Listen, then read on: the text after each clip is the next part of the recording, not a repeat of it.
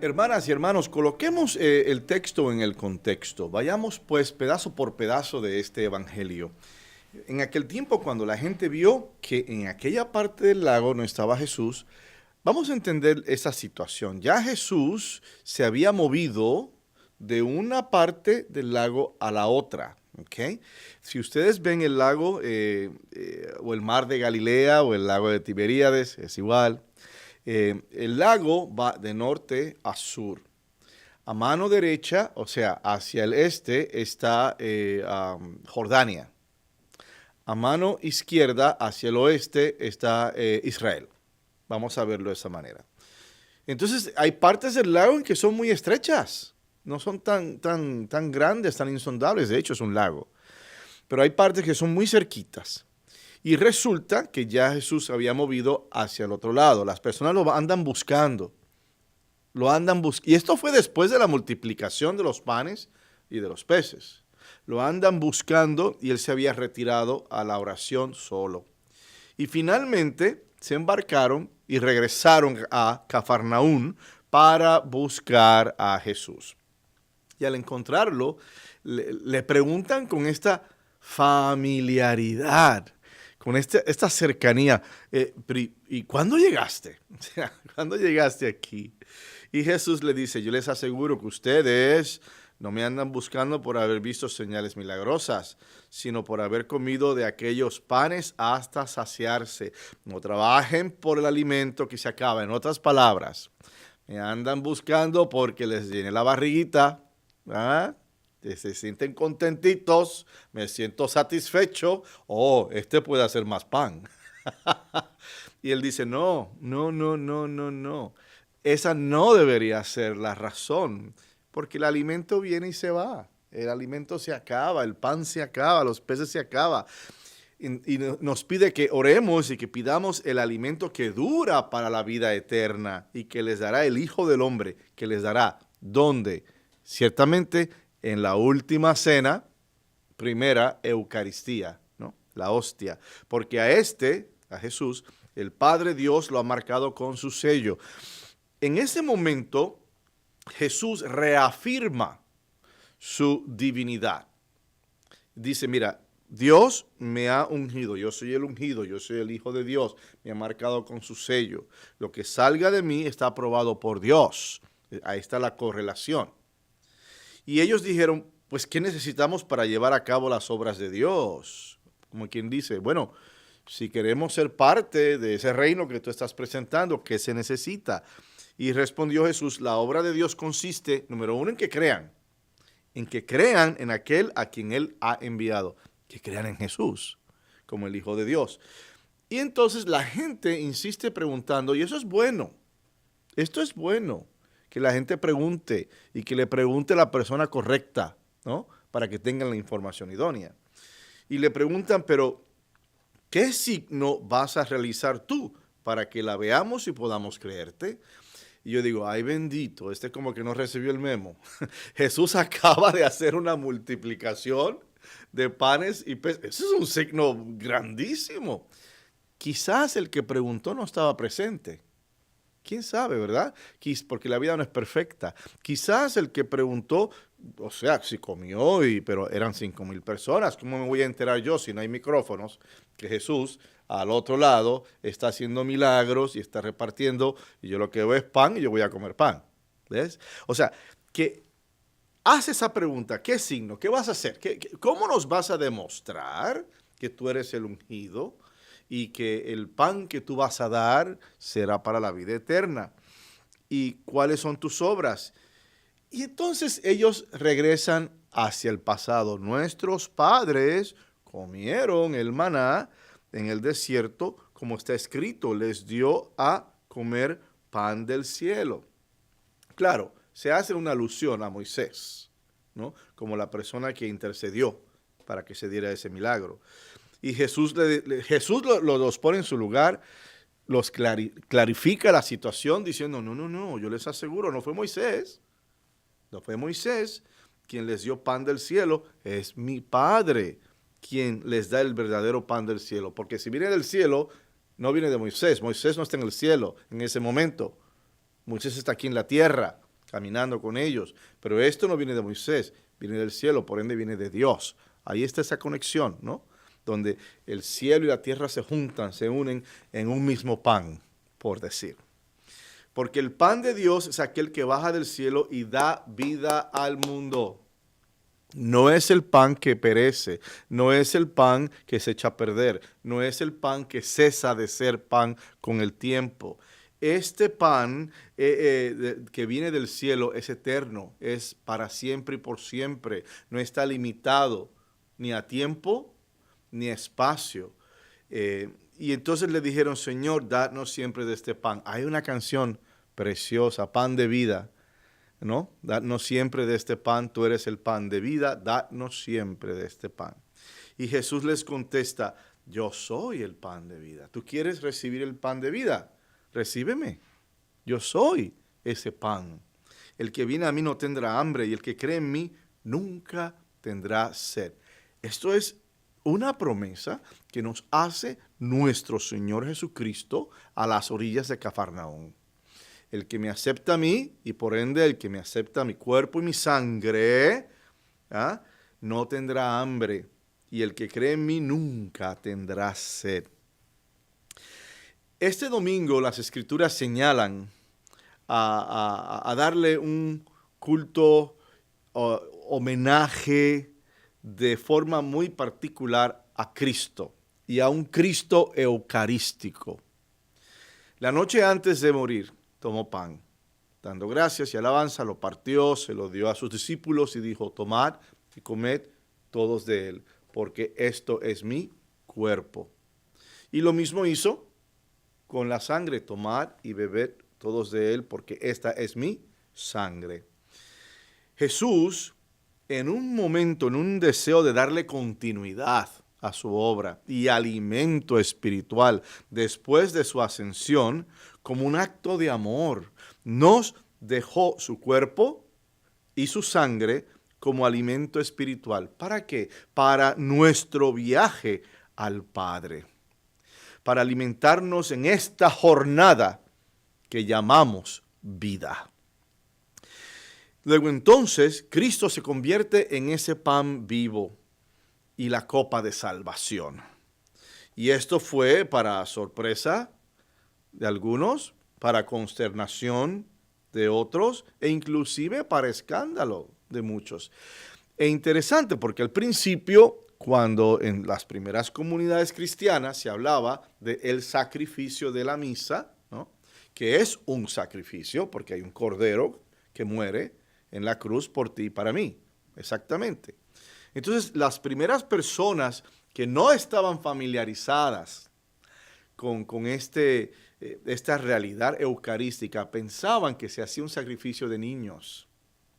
Y eso en ciertos grupos, eso obviamente no caía bien porque es casi pagano. Bueno, no es casi, es pagano. Esos sacrificios de ese porte, de ese tipo. Y de ahí que se escandalizaba.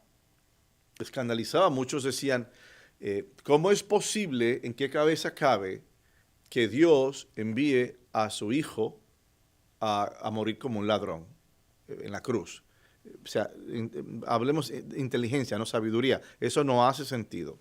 Por el otro tienes la emoción de otros grupos que decían, imposible, ¿cómo va a ser que el Hijo de Dios o Dios muera como un vil ladrón? Así que era un obstáculo para unos y era una piedra de tropiezo para otros el poder entender este misterio y por ende convertirse a Cristo.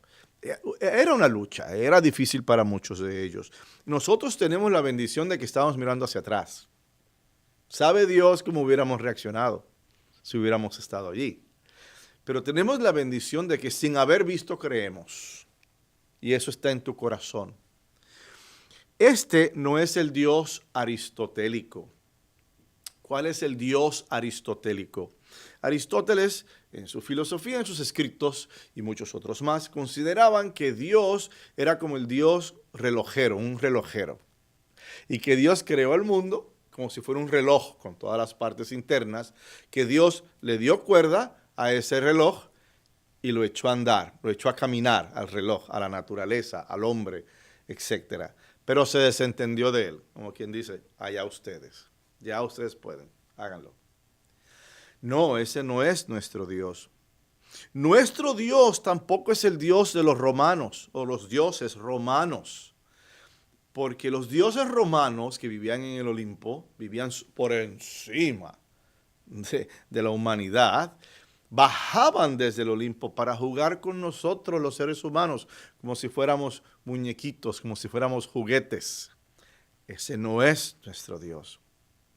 Nuestro Dios no es como los dioses aztecas, que pedían un sacrificio tras otro en los grandes festivales, ¿no?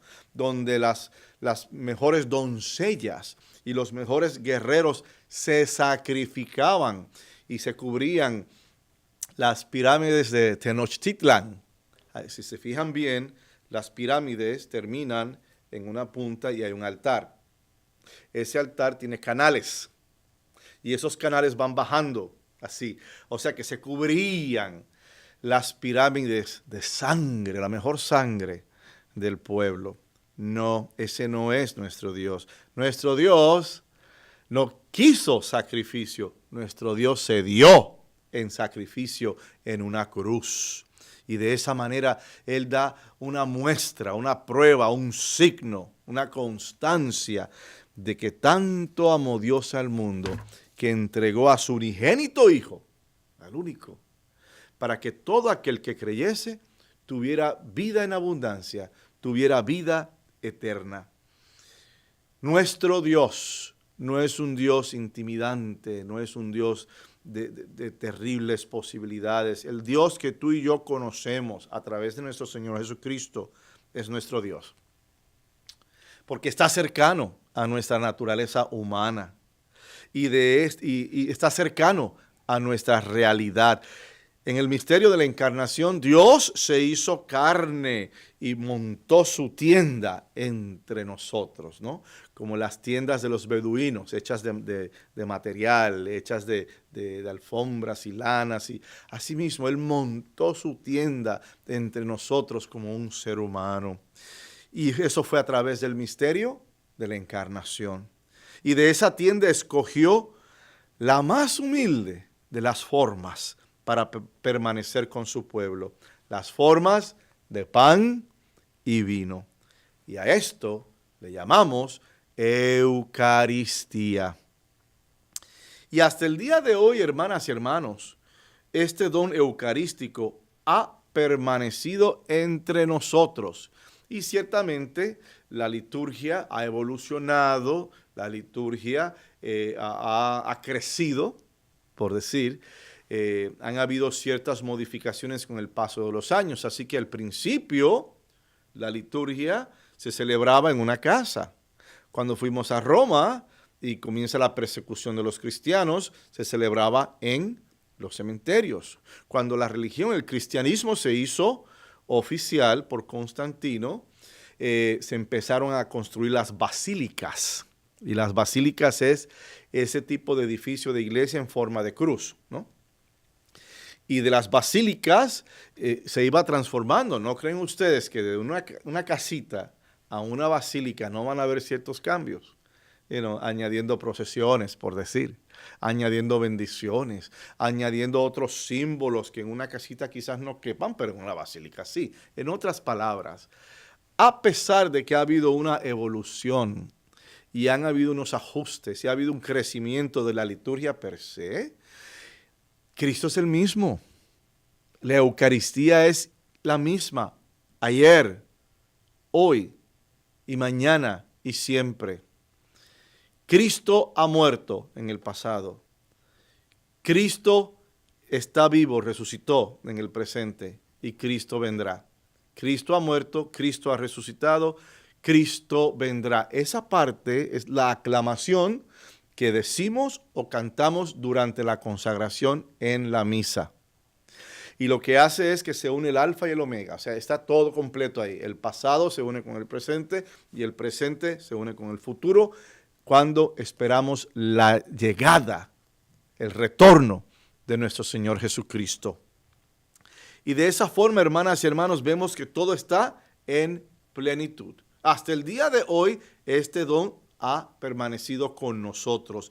Y la gente ha tratado de definirlo, redefinirlo. La gente ha tratado de cambiarlo, de actualizarlo e inclusive han intentado rechazar este don eucarístico. Aceptar que las formas perecederas de pan y vino pueden llegar a ser por la acción del Espíritu Santo a través de las manos de los sacerdotes de Dios, que somos instrumentos falibles, es a la vez mentalmente perturbador y es un misterio. O sea, no es tan fácil. Vamos a colocar todo en perspectiva. No es tan fácil el tratar de entender eso, la efusión del Espíritu Santo y otros elementos que se unen, ¿no? Los liturgistas escriben muchísimo al respecto, los teólogos escriben muchísimo al respecto. Y en ocasiones pues puede ser una cosa de reto a la inteligencia. Somos seres imperfectos, somos seres incompletos, etcétera. Es una cosa que no podemos controlar y no podemos definirlo completamente hoy. Ahora, es un misterio. ¿Qué es un misterio? Un misterio es algo que no se puede determinar completamente en ese momento. O sea, es como sacas un velo y sacas otro y sacas otro y sacas otro y mientras más lo estudias, mientras más hablas, mientras más lo recibes, vas quitando velos para llegar al corazón, ¿no? del asunto, al entendimiento perfecto y puro. El entendimiento perfecto y puro de la Eucaristía solamente se dará cuando lleguemos al cielo, cuando veamos a Dios y Él entonces nos va a dar esa chispa. Pero por mientras tenemos la fe. Quizás yo no sepa definirlo, quizás mi abuelita en mi campo no sepa los conceptos teológicos y no te puede decir sus palabras lo que significa la transustanciación o la epíclesis, no, pero cree. Y el amor que esa abuelita le tiene a la hostia, óyeme, el respeto que le tiene a la Eucaristía, eso mueve corazones. Ahora, si algunos de ustedes dudan de la presencia real, porque eso estamos hablando, ¿no? La presencia de Cristo real en la Eucaristía. Yo quiero que abramos los ojos y veamos cómo la Eucaristía une pueblos y naciones. Piensen en la Santa Misa. Personas de todas partes, de todos orígenes, sociales, culturales, económicos, de todo tipo de caminos en la vida, se unen en un lugar que se llama la iglesia para celebrar la Eucaristía. Mire el poder de esa Eucaristía. Personas que de otra manera nunca se conectarían en sus mundos con otros mundos. Jamás. No hay necesidad. Y sin embargo, se unen en la Eucaristía. Y en la Eucaristía todos somos iguales. Blancos y negros, jóvenes, niños y viejitos, pobres y ricos, personas con mucha educación, doctorados, y también personas analfabetas que apenas saben una que otra letra del abecedario. Y nos unimos y valimos igual. Y representamos lo mismo ante Dios. Somos el cuerpo de Cristo. Y recuerden, nosotros somos lo que comemos. Y si lo que comemos es Eucaristía, nos vamos a transformar en Eucaristía. Luego entonces, mira los resultados de la misma. ¿Cuántas vidas no han sido cambiadas por la Eucaristía, la conversión? Elevadas, redimidas. Mira a las muchas personas que han regresado a amar a Dios por causa de la Eucaristía. Matrimonios que se han consolidado buscando la Eucaristía. Mira, aquí entre nosotros, la diversidad de personas, nacionalidades, edades, etnias, niveles económicos y así sucesivamente. ¿Cuántas personas no han dado la vida por la Eucaristía? Pensemos, desde el principio en el circo romano, ¿cuántos mártires por ser católicos, por creer en la Eucaristía? Si te vas moviendo, México, la situación de los cristeros, Era cuestión de la Eucaristía. Claro que había una razón política, una razón religiosa con la masonería, una razón económica, claro, pero a la hora de la verdad y al final del día, lo que se afectaba era la Eucaristía al cerrar las iglesias, al matar a los sacerdotes, a matar a los catequistas que pasaban la fe en un Dios vivo, en ese pan del cielo. Y aún así, gente dio su vida. Ahora mismo en el Medio Oriente, ¿cuántas iglesias en esos lugares del Medio Oriente, iglesias católicas, son perseguidas, son abusadas, los templos son destruidos, los sacerdotes son exterminados? Todavía estamos pagando ese precio, pero lo pagamos. ¿Por qué? Porque últimamente nuestra fe está en un Dios verdadero, está en un Dios vivo, está en un Dios que se encarnó en María Santísima y se encarnó en las formas de pan y de vino. Hermanas y hermanos, somos peregrinos en el camino y sufrimos de muchas hambres, pero la mayor hambre de todas es nuestra hambre de Dios. La Eucaristía nos llama a ser hermanos y hermanas en busca de un Dios viviente. ¿Cuándo sucede esto? Cuando perdonamos los unos a los otros, cuando nos apoyamos los unos a los otros, cuando nos amamos los unos a los otros. Y no tenemos que entendernos. A veces tú no entiendes, pero eso no debería delimitarte el amar. Debemos salir y compartir, hermanas y hermanos, este don con los demás, llegando a ser presencia sanadora y apoyando a los demás, aquellos que nos ayudan y aquellos que necesitan. Solo así podemos recibir el pan del cielo. Solo así podemos compartir el pan del cielo. Solo así podemos ser Eucaristía.